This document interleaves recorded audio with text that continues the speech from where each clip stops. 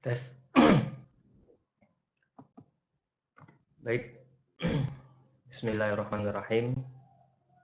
Assalamualaikum warahmatullahi wabarakatuh. Innal hamdalillah nahmaduhu wa nasta'inuhu wa nastaghfiruh wa na'udzu billahi min shururi anfusina wa min sayyiati a'malina. Man yahdihillahu fala mudhillalah wa man yudlilhu fala hadiyalah. Asyhadu an la ilaha illallah wa asyhadu anna Muhammadan abduhu wa rasuluhu. Rabbi shrah li sadri wa yassir li amri wahlul 'uqdatam min lisani yafqahu qawli. Pertama-tama marilah kita panjatkan puja dan puji syukur kita kehadirat Allah Azza wa Jal yang masih memberikan kita nikmat kesehatan, kesempatan, nikmat iman, nikmat Islam, sehingga pada kesempatan kali ini insya Allah kita dapat lanjutkan pergaulan kita pada mata kuliah Ushul Fiqh for Economic atau Ushul Fiqh for Banking pada Sekolah Tinggi Ilmu Ekonomi Syariah Imam Asy-Syafi'i Pekanbaru. Salawat serta salam mari kita aturkan kepada junjungan alam kita, Nabi terakhir kita, Nabi Muhammad Rasulullah sallallahu alaihi wasallam. Allahumma shalli ala Muhammad wa ala ali Muhammad. Alhamdulillah, insyaallah pada pertemuan kali ini kita akan bersama-sama mencoba membahas satu tema dari usul fiqh ekonomik atau usul fiqh for banking, yaitu urf dan penerapannya dalam ekonomi atau perbankan syariah. Sebelum kita lanjut, kita harus mengetahui dulu apa itu urf.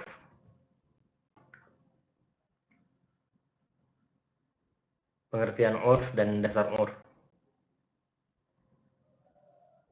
Dari segi kebahasaan etimologi, urf berasal dari kata atau huruf ain, ro, dan fa. Ain, ro, dan fa, urf,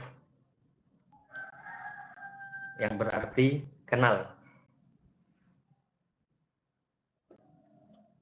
Kemudian dari kata inilah muncul kata-kata ma'rifah yang artinya dikenal, ta'rif atau definisi.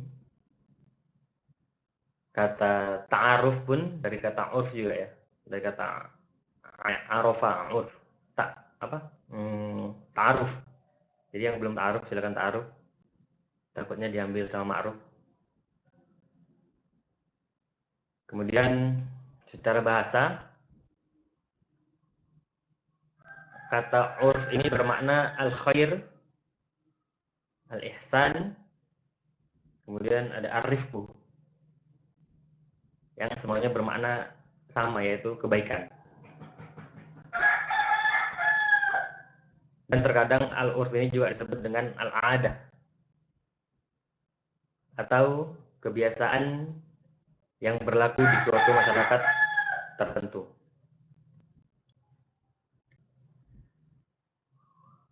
Kemudian para ulama usul fiqh membedakan antara adat dengan urf dalam membahas kedudukannya sebagai salah satu dalil untuk menetapkan hukum syara'.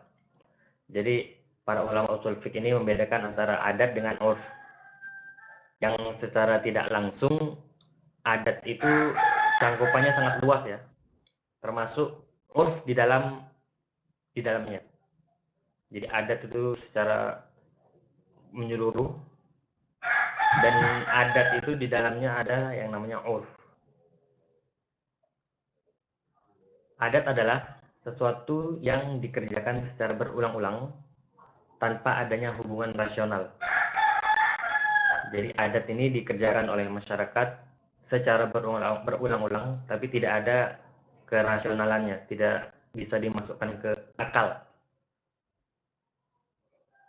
Definisi ini menunjukkan bahwa apabila suatu perbuatan dilakukan secara berulang-ulang menurut hukum akal, itu tidak dinamakan adat. Jadi kalau adat ini lebih umum, lebih kompleks, dia nggak masuk akal lah kalau kita bahasain sekarang. Jadi kalau ada perbuatan yang dilakukan berulang-ulang tapi masuk akal, itu tidak bisa dinamakan dengan adat. Adapun pengertian urf secara terminologi adalah sesuatu yang menjadi kebiasaan manusia dan mereka mengikutinya dalam bentuk setiap perbuatan yang populer di antara mereka. Antara urf dengan adat, ada persamaan namun juga ada perbedaan. Adat ini memiliki cakupan makna yang lebih luas, dan adat itu dilakukan secara berulang-ulang tanpa melihat apakah adat itu baik atau buruk. Itu adat. Kemudian adat mencangkup kebiasaan pribadi seperti kebiasaan orang dalam jam tidur, jam sekian gitu. Atau makan dan mengkonsumsi jenis makanan tertentu. Biasanya makanya ada makanan khas daerah kan seperti itu. Ada makanan khas daerah A, daerah B, daerah C dan lain sebagainya. Atau biasanya di adat kita kalau di Jawa biasanya keluar saat maghrib itu pamali dan lain sebagainya kan. Itu ada. Ada juga muncul dari sebab alami seperti cepatnya anak menjadi balik di daerah tropis, itu mempengaruhi juga secara alami ya. Atau cepatnya tanaman berbuah di daerah tropis, kita bandingkan di Indonesia kita tanam padi cepat tumbuh. Coba kalau kita tanam padi di kutub utara gitu kan nggak bisa tumbuh. Ada juga bisa muncul dari hawa nafsu hawa nafsu dan kerusakan akhlak seperti suap, pungli, serta korupsi. Korupsi telah membudaya, terjadi berulang-ulang dan di mana-mana, sedangkan urf tidak terjadi pada individu. Urf merupakan kebiasaan orang banyak. Jadi kan kalau korupsi itu kan hanya orang-orang yang memang salah ya, niatnya salah, jahat segala macam, itu dinamakan adat. Tapi kalau urf ini dia semua orang melakukan. Apakah semua orang melakukan korupsi? Kan tidak. Kan tidak. Kebiasaan mayoritas suatu kaum dalam perkataan atau perbuatan. Urf bagian dari adat, karena adat lebih umum daripada urf. Suatu urf harus berlaku pada kebanyakan orang di daerah tertentu, bukan pada pribadi atau golongan tertentu saja. Jadi kalau urf itu jelas semuanya mengiyakan gitu. Semuanya ya melakukan berulang-ulang, tidak hanya pribadi seseorang atau golongan tertentu saja. Urf bukan kebiasaan alami, tetapi muncul dari praktik mayoritas umat yang telah mentradisi. Jadi urf itu kejadiannya memang bukan alami ya. Jadi memang kejadiannya belum ada sebelumnya, tapi karena ada yang melakukan dan dilakukan berulang-ulang oleh masyarakat tertentu, oleh seluruh masyarakat, ya, jadilah itu urf. Tetapi tetap ada ketentuan koridor tidak melanggar syariah ya di sini ya. Nanti ada pembagian urf. Dalam Islam, urf menempati posisi yang penting dalam penetapan hukum. Hal ini karena urf menjadi kebiasaan yang berlaku di masyarakat secara membudaya di tengah-tengah masyarakat. Oleh karena itu, adat atau urf menjadi pertimbangan dalam menetapkan hukum yang dirumuskan dalam kaidah umum. Biasanya ada yang pertama al-adah muhakkamah. Adat kebiasaan itu menjadi hukum. Adat kebiasaan itu bisa menjadi hukum. Kemudian ada asabitu bil urfi, kasabiti bin nas. Yang ditetapkan melalui urf sama dengan yang ditetapkan melalui nas.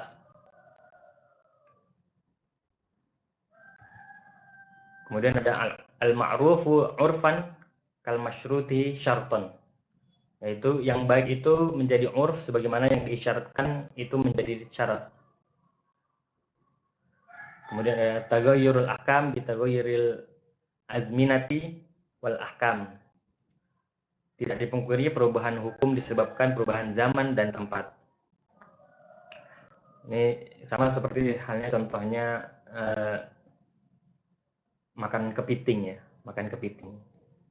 Makan kepiting di Indonesia secara umum karena sudah urf itu diperbolehkan dan halal.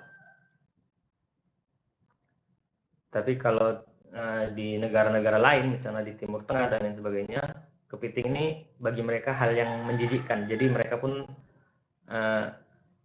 tidak memakan kepiting karena menurut mereka mungkin haram karena menjijikkan dan lain sebagainya. Tapi tidak ada dalil spesifik yang menentukan bahwa kepiting itu haram dan halal, tidak ada.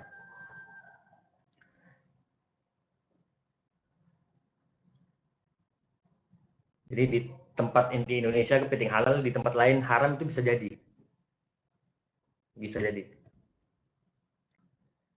Kemudian adapun hujjah urf, kehujahan urf sebagai dalil syarat didasarkan atas dalil berikut. Pertama ada surat Al-A'raf ayat 199.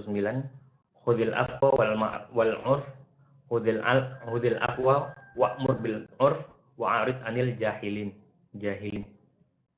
Jadilah engkau pemaaf dan suruhlah orang mengerjakan yang ma'ruf serta berpalinglah dari orang-orang yang bodoh. Melalui ayat di atas, Allah memerintahkan kaum muslimin untuk mengerjakan yang ma'ruf. Dan ma'ruf ini adalah yang dinilai kaum muslimin sebagai kebaikan, dikerjakan berulang-ulang, tidak bertentangan dengan watak manusia yang benar, dan dibimbing dengan syariat Islam. Kemudian dari yang kedua ada ucapan sahabat Rasulullah Abdullah bin Mas'ud, yaitu sesuatu yang dinilai baik oleh kaum muslimin adalah baik di sisi Allah. Dan sesuatu yang mereka nilai buruk, maka ia buruk di sisi Allah.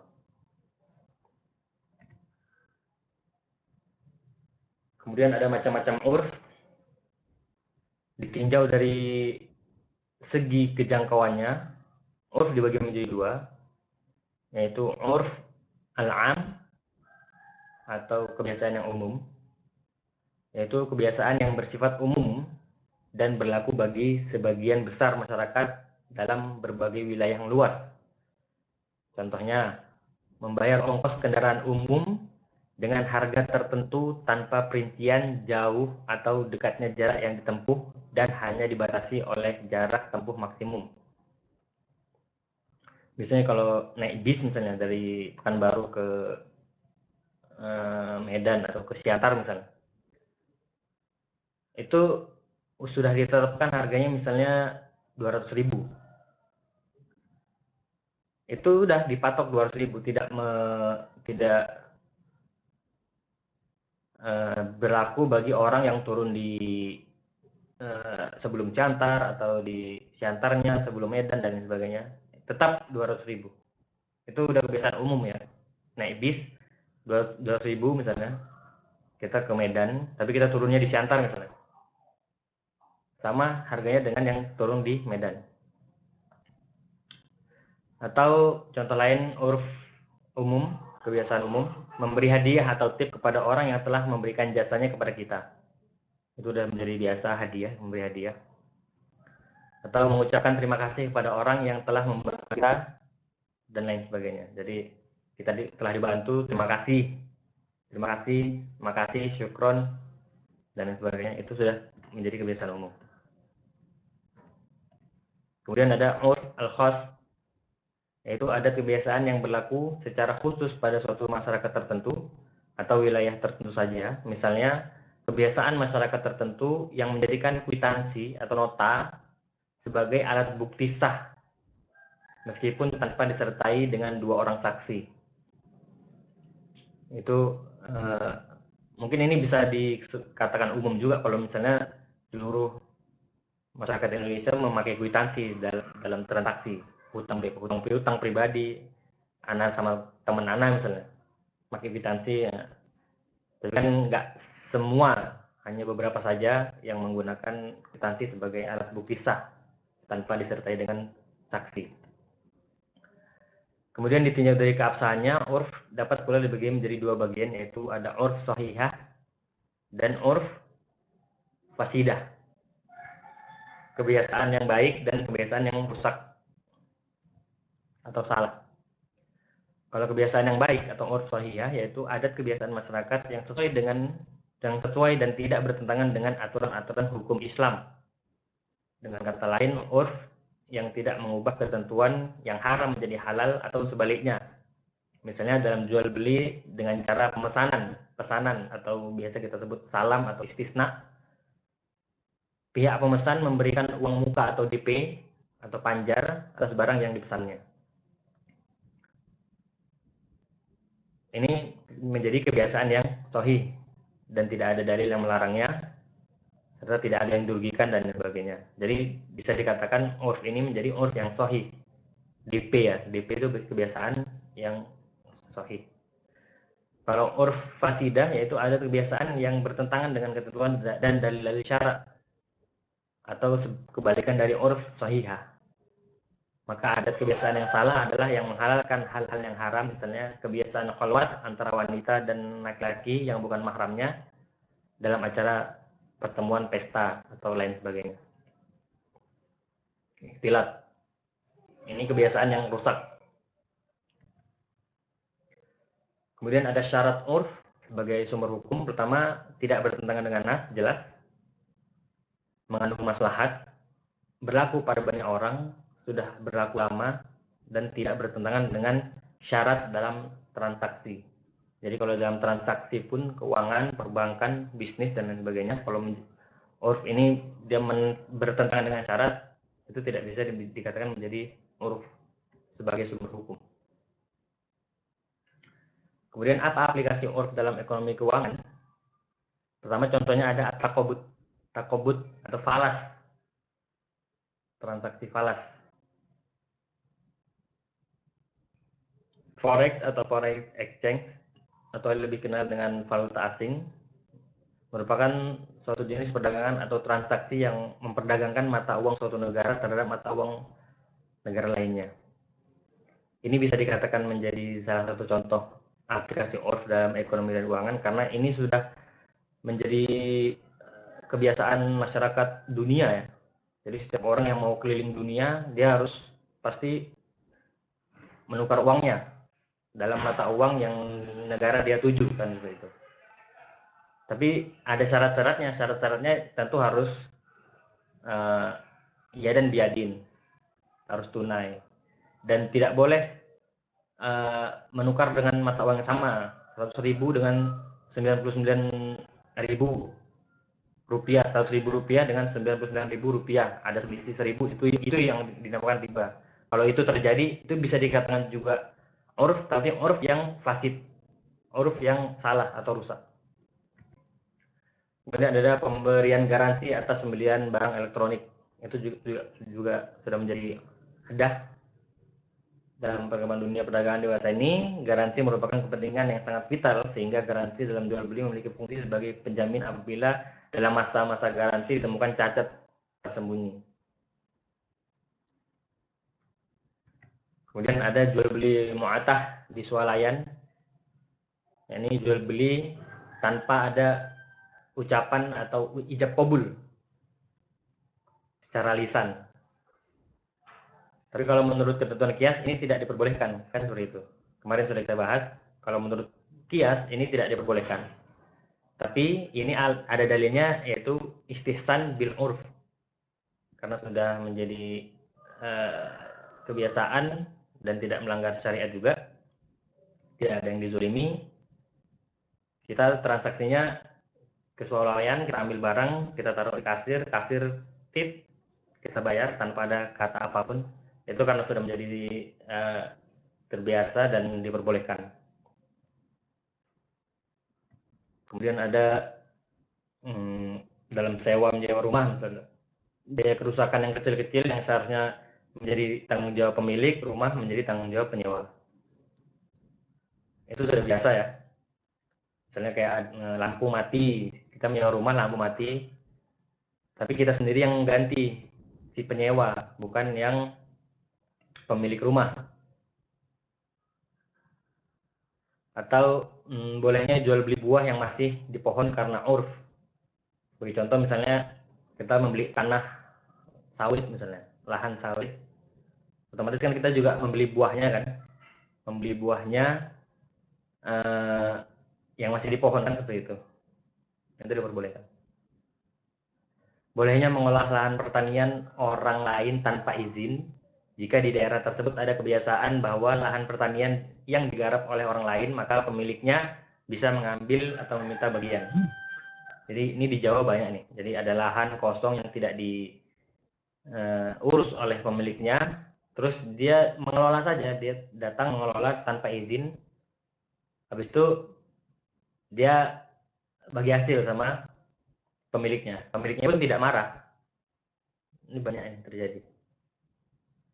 Atau contoh lain bolehnya mudorib, atau mudorib mengelola harta sohibul mal dalam segala hal menjadi kebiasaan para pedagang.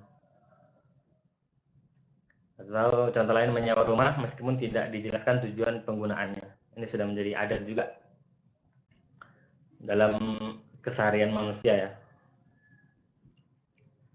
Mungkin itu saja beberapa contoh dari penerapan urf dalam ekonomi atau perbankan syariah. Jika ada pertanyaan ataupun diskusi, sanggahan dan lain sebagainya, silakan langsung saja buka diskusi di grup WhatsApp. Kurang lebihnya ana mohon maaf jika ada kesalahan. Kepada Allah ana mohon ampun. Subhanakallahumma wa bihamdika asyhadu an la ilaha illa anta astaghfiruka wa atubu ilaik. Syukran wa lakum minkum. Assalamualaikum warahmatullahi wabarakatuh.